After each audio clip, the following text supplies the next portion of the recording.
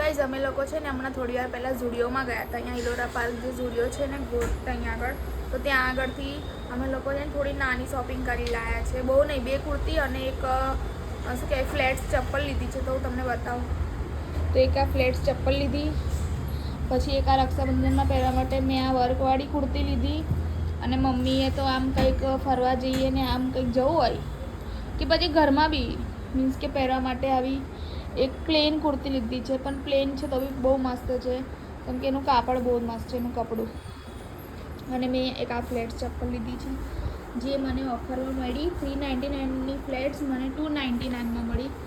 અને મમ્મી થોડું કબાટ સાફ કર્યું, એને શું કહેવાય કે એક્સ્ટ્રા જે બી કપડાં હતા ને એ બધા બહાર કાઢ્યા. અને હમણાં છે ને અમારો પેલો જે ઉપર કબડની ઉપર જે ગ્લાસ છે ને લાઇનિંગવાળો, એ થોડો છે ને તૂટી ગયો હતો એક સાઈડનો. તો અમે લોકોએ આ નવો નખાવ્યો છે. તો તમે કમેન્ટ કરજો કે આ ગ્લાસ કેવો લાગે છે.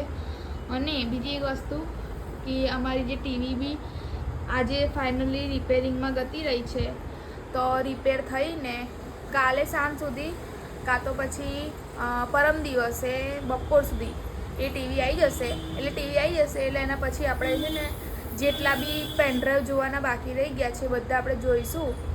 અને પરમ દિવસ તો ગુરુવાર છે, એટલે પરમ દિવસ અને શુક્રવારે રક્ષાબંધન છે.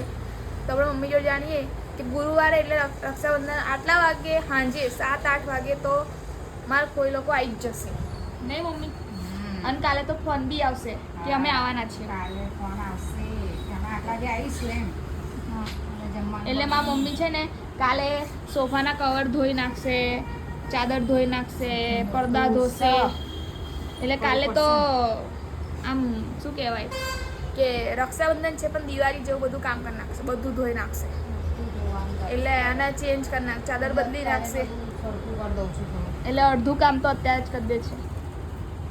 જો છે ને, જો કશું જ નહીં રહેવા દે.